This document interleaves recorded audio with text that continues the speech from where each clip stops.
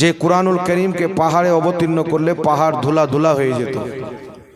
আল্লাহ তাবারাক ওয়া তাআলা কুরআনুল কারীমকে অবতীর্ণ করার জন্য আমার নবীর সিনাকে চয়েস করলেন। আল্লাহ পাক পাহাড়ে যে কোরআনকে অবতীর্ণ করলে পাহাড় ধুলা ধুলা হয়ে যেত, সেই কোরআনকে আল্লাহ নবীর সিনাতে অবতীর্ণ করলেন, আর নবীর সিনাকে আল্লাহ পাহাড় চাইতে বেশি শক্ত বানালেন।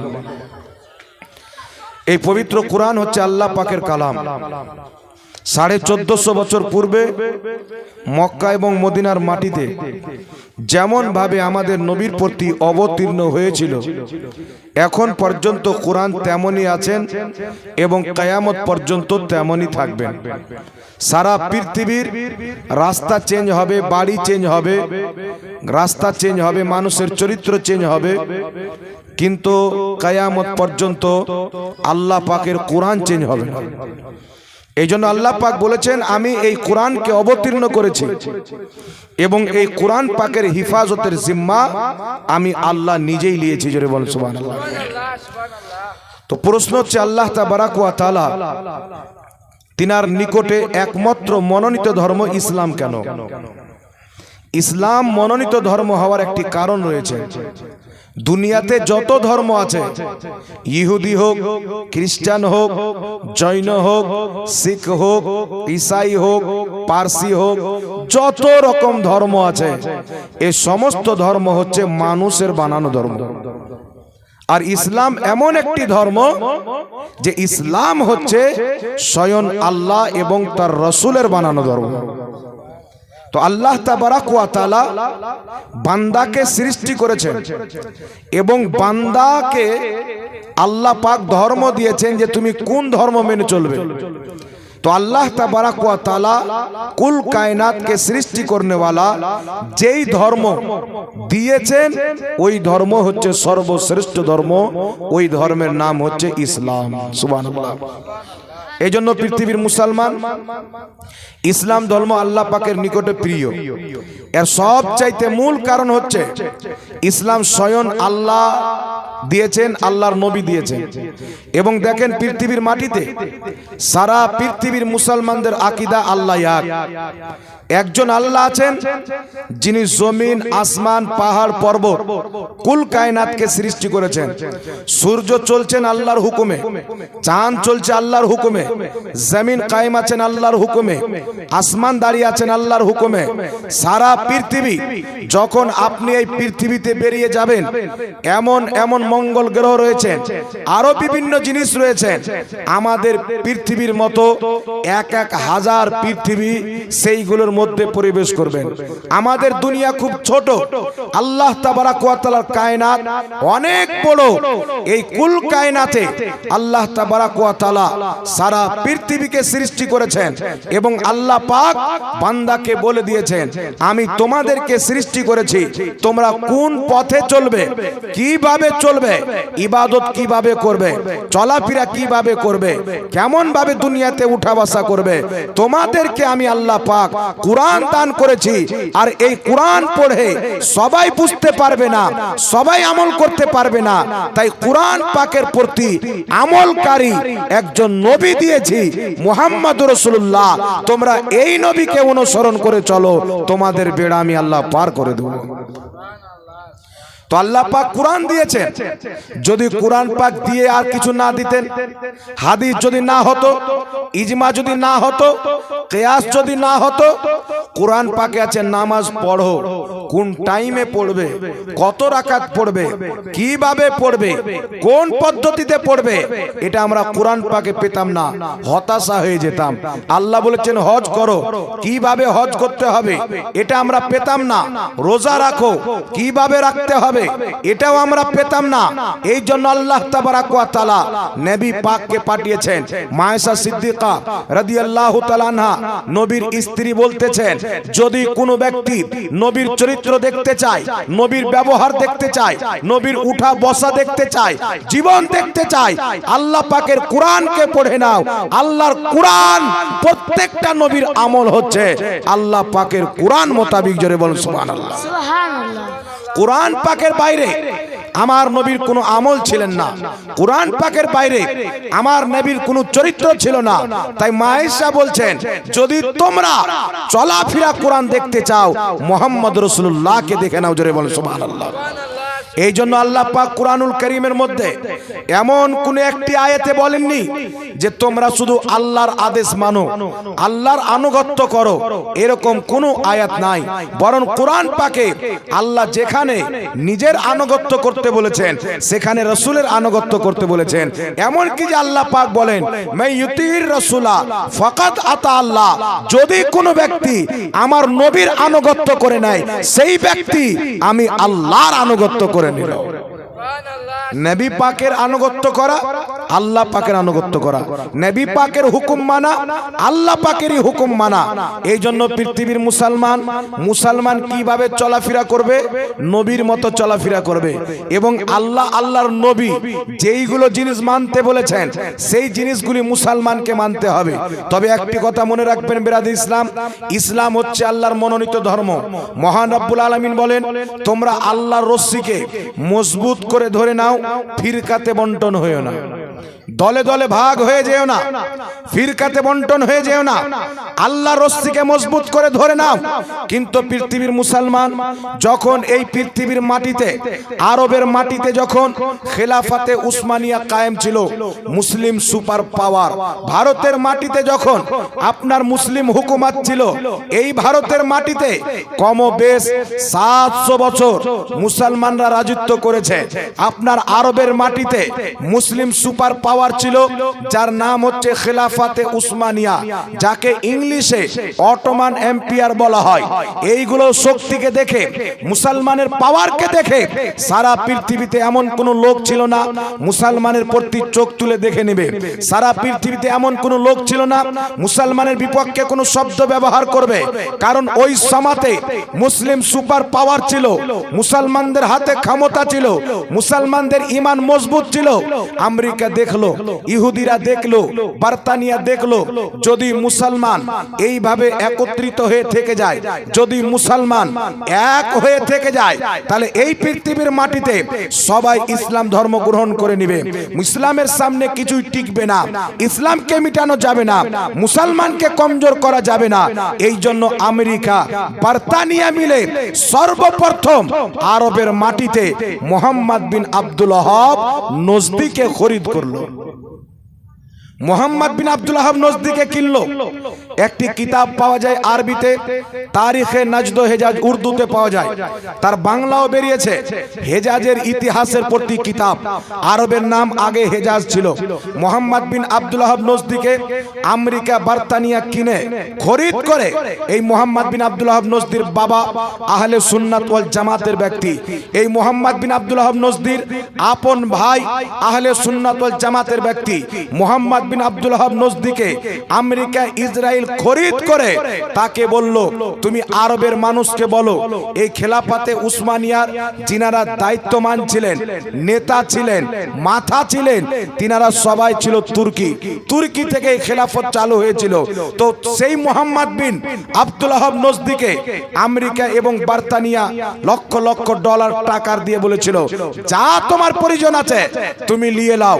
নেওয়ার পরে তুমি খেলাফতে উসমানিয়াকে ভাঙো। ভাঙার পদ্ধতি কি হবে? আরবের মাটিতে মুসলমানদের মগজে একটা বীজ গুলে দাও, তাদের মগজ ধুলাই করো। আমরা হচ্ছে আরবি, নবী হচ্ছে আরবি ভাষায়, কোরআন হচ্ছে আরবি ভাষায়, কবরে আরবি চলবে, আপনার কিয়ামতে আরবি চলবে, জান্নাতে আরবি চলবে।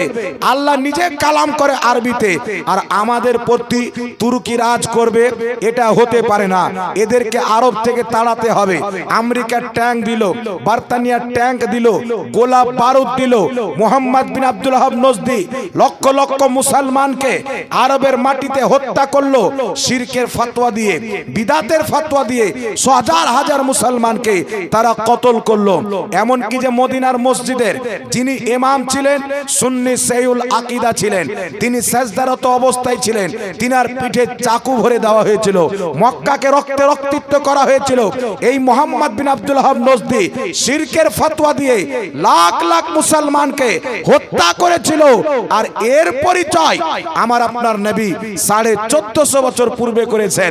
মিশকাত শরীফ কিতাবুল ফিতানের মধ্যে হাদিস, আল্লাহর নবী একজন দোয়া করছেন, আল্লাহ তুমি শাম দেশে বরকত নাজিল করো, ইয়ামান দেশে বরকত নাজিল করো। কিছু নজদের সাহাবী আছেন, বলছেন হুজুর আমাদের নজদের জন্য দোয়া করে দেন।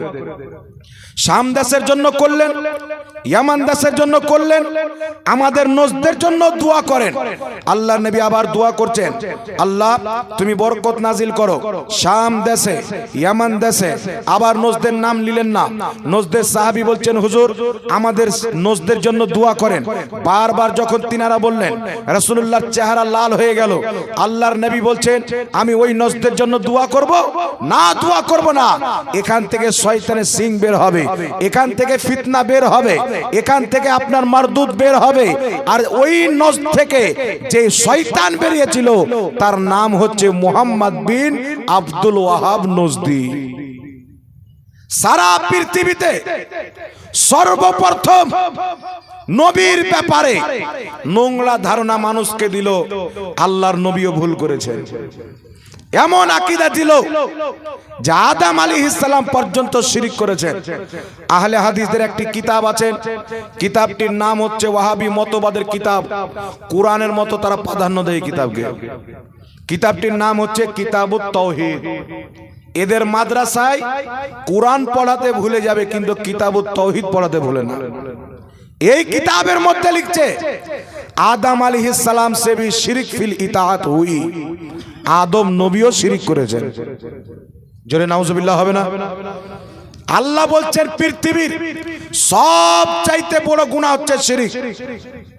আর ইসলামের আকীদা হচ্ছে আল আম্বিয়াউ মাসুমুন, প্রত্যেক নবী হচ্ছে মাসুম। আর ওয়াহাবিদের জন্মদাতা পিতা বলছেন আদম নবী শিরক করেছেন, মানে আদম নবী সবচাইতে বড় পাপ করেছেন।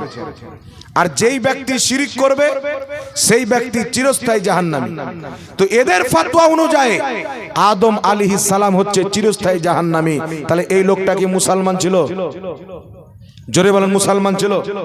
আমেরিকার পাচাটা গোলাম, ইহুদি খ্রিস্টানদের দালাল মুহাম্মদ বিন আব্দুল ওয়াহাব নজদি, এই লোকটা নবীর উপরে শিরকের ফতোয়া দিয়েছেন, আল্লাহর নবীর ভুল ধরেছেন, মুসলমানকে শিরকের ফতোয়া দিয়ে হত্যা করেছেন।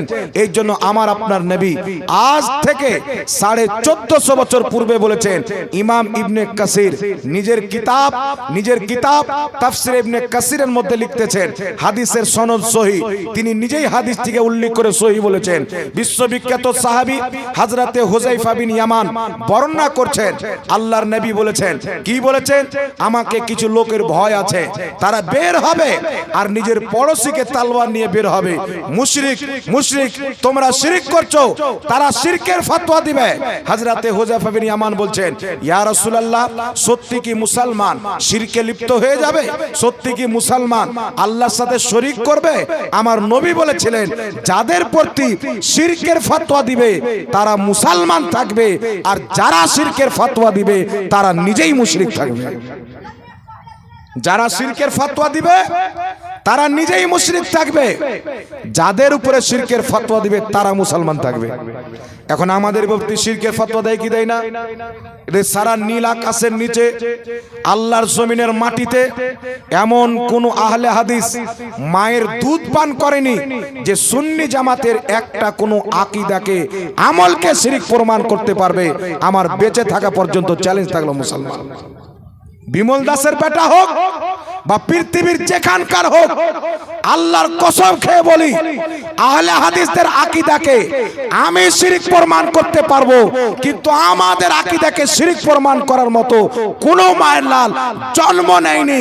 কারণ আমাদের ওটাই আকীদা যেটা সাহাবা ও সালাফদের আকীদা। মুসলমান যেটা সাহাবা ও সালাফদের আকীদা। এখন আপনার সামনে নবী পাকের হাদিস কেমন ভাবে বাস্তবায়ন হয় দেখেন। রাসূল করিম সাল্লাল্লাহু আলাইহি ওয়াসাল্লাম বললেন কি, মুসলমানের উপরে শিরকের ফতোয়া দিবে। বুখারী মুসলিমের মুত্তাফিকুন আলাইহি হাদিস। রাসূল পাক সাল্লাল্লাহু আলাইহি সাল্লাম বলছেন, তোমরা আমার পরে কোনোদিন শিরক করবে না, তবে আমাকে এই কথার ভয় আছে যে তোমরা আমার পরে দুনিয়াদার হয়ে যাবে, দুনিয়ার লালচে পড়ে যাবে, কিন্তু তোমরা কোনোদিন শিরক করবে না। আমাদের প্রতি যেইগুলো বিষয় নিয়ে শিরকের ফতোয়া দেয়, বিদআতের ফতোয়া দেয়, এখানে অসংখ্য আপনারা মিডিয়ার লোক দেখতে পাচ্ছেন। আমি চ্যালেঞ্জের সাথে বলতেছি, যেইগুলো বিষয় নিয়ে আমাদের প্রতি শিরক বিদআতের ফতোয়া দেয়, সেম ওয়াহাবিদের কিতাব থেকে তাদের ফতোয়া তাদের প্রতি যদি না চড়াইতে পারি, বাংলার মাটিতে ওয়াজ করব না মুসলমান। তাদের কি শিরকের আকীদা শুনেন, আমাদের উপরে শিরকের ফতোয়া দেয়, এর বিশ্লেষণ পরে করছি। তাদের শিরকি আকীদা হচ্ছে কি, ওয়াহাবিদের আকীদা হচ্ছে আল্লাহর হাত আছে, আল্লাহর পাও আছে, আল্লাহর চেহারা আছে। তাকে বলেন দলিল কি? মুসলমানের যুগ যুগ থেকে আকীদা হচ্ছে আল্লাহ নিরাকার, অঙ্গ পতঙ্গ থেকে পবিত্র। হঠাৎ করে 2025 সালে তোমরা বলছো আল্লাহর আকার আকৃতি আছে, তো দলিল পেশ করো। তখন আপনাকে কোরআন দেখাবে। এই কোরআন পাকের মধ্যে সূরাতুল ফাতহ আয়াত নাম্বার 10 আল্লাহ পাক বলেছেন, নবী যারা তোমার হাতে বায়াত গ্রহণ করে তারা আমি আল্লাহর হাতে বায়াত গ্রহণ করে, আমি আল্লাহর হাত তাদের হাতের উপরে। এই কোরআন পাকে আছে জাহান্নামীদেরকে আল্লাহ জাহান্নামে দিবেন, জাহান্নাম বলবে আল্লাহ আরো দাও আরো দাও, আল্লাহ নিজের পাও জাহান্নামে রেখে দিবেন। তার মানে আল্লাহর পাও আছে। চেহারার কথা আল্লাহ বলেছেন, তো আল্লাহর হাত কথা বলেছেন, পায়ের কথা বলেছেন, চেহারার কথা বলেছেন। এর মানে আল্লাহর দেহ আছে। যদি দেহ না থাকে হাত কি করে হবে? দেহ না থাকে চেহারা কি করে হবে? পাও না থাকে তো চেহারা, দেহ না থাকে তো পাও কি করে হবে? এর মানে আল্লাহর দেহ আছে। কেমন দেহ আছে? আহলে হাদিসের ইমাম ওয়াহিদুজ্জামা তারিখে আহলে হাদিস বলে একটি কিতাব আছে আহলে হাদিসদের, সেই কিতাবের মধ্যে লিখেছে ওয়াহিদুজ্জামাকে যে সেই ব্যক্তি ইমামুল আহলে হাদিস ছিল, মানে আহলে হাদিসের ইমাম, ছোট মোটো মৌলবি নয়। সে নিজের কিতাব হাদিয়াতুল মাহদির মধ্যে লিখতেছে, কি লিখতেছে? হাদিয়াতুল মাহদির মধ্যে লিখছে আল্লাহর ওরকমই হাত আছে যেমন মানুষের হাত আছে। মানুষের যেমন পাও আছে আল্লাহরও তেমন পাও আছে, মানুষের যেমন চেহারা আছে আল্লাহরও তেমন চেহারা আছে, মানুষের যেমন দেহ আছে আল্লাহরও তেমন দেহ আছে। খোদার কসম খেয়ে বলি, আল্লাহকে মানুষের সাথে তুলনা করার কারণে এটা সবচাইতে বড় শিরক আছে মুসলমান। এই আকীদা কাদের? ওয়াহাবিদের ইমাম ওয়াহিদুজ্জামা। আর এদেরকে ফলো করে ওয়াহাবি জামাত চলে। কথা বুঝতে পারছেন?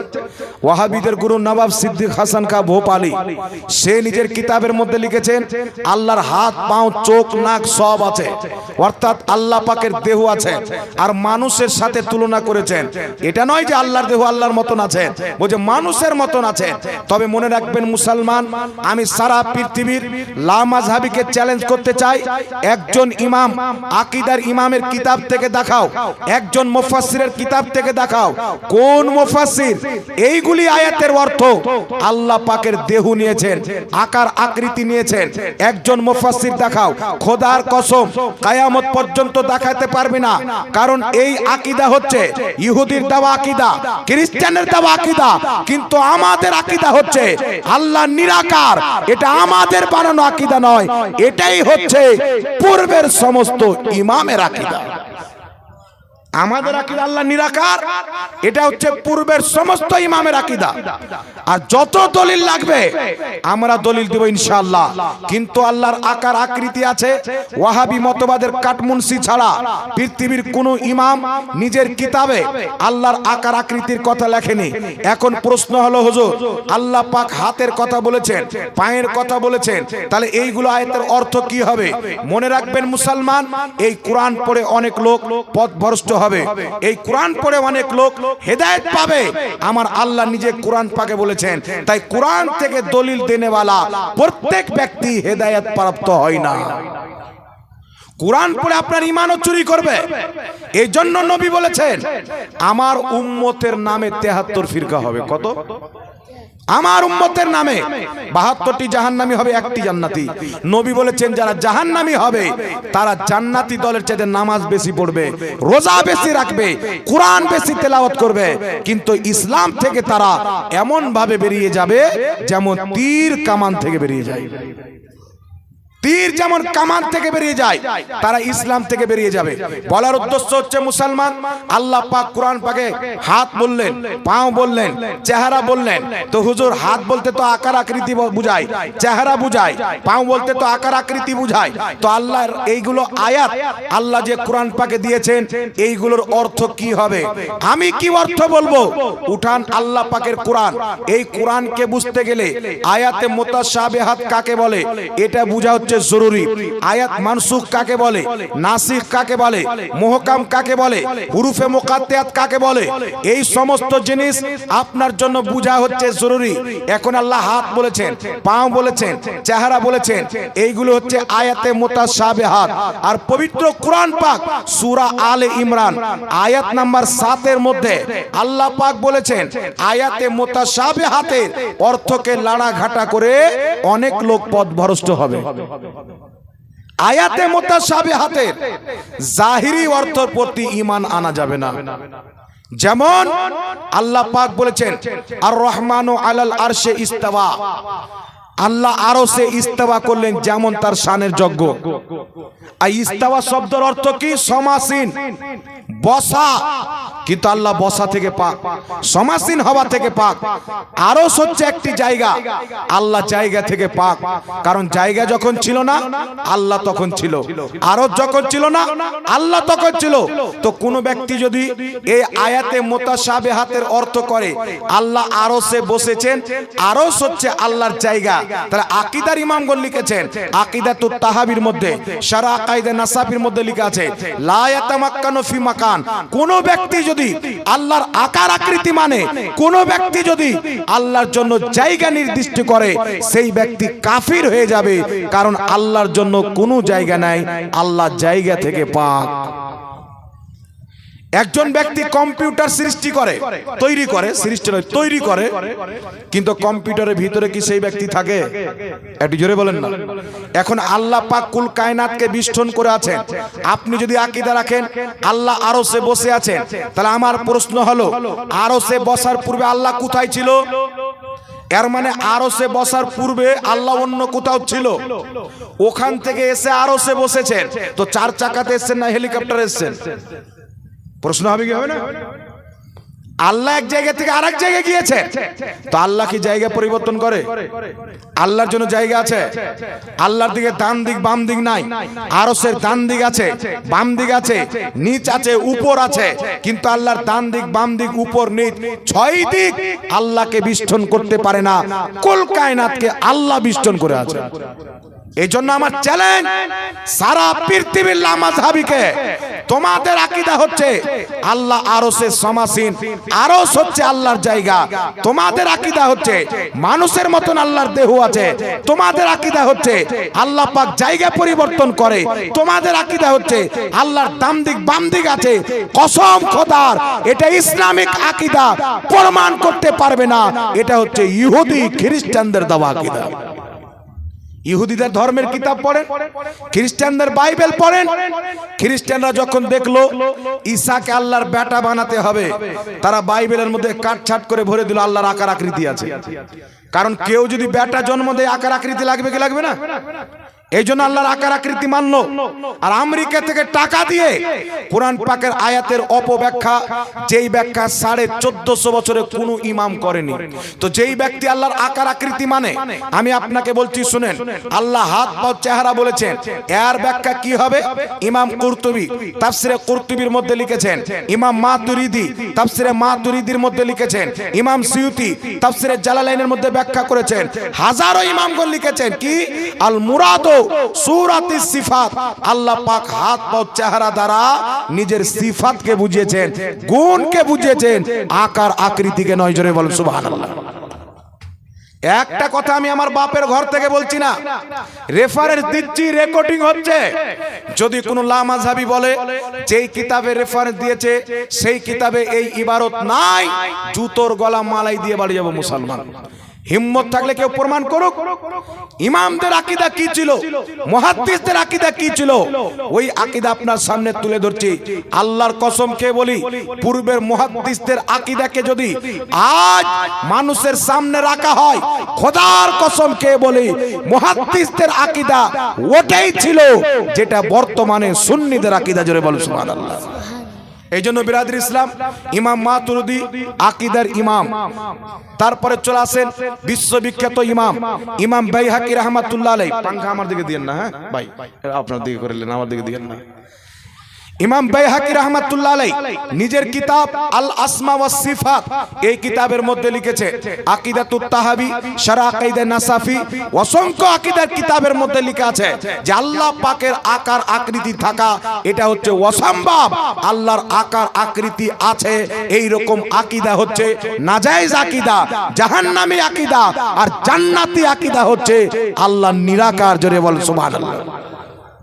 এখন বলার উদ্দেশ্য হচ্ছে, যদি তুমি সমস্ত মুহাদ্দিসকে বাদ দিয়ে তোমার বাপের ঘরের ব্যাখ্যার ইসলাম প্রচার করো, ওটা বাপের ইসলাম বলে প্রচার করো, সালাফদের ইসলাম বলে নয়।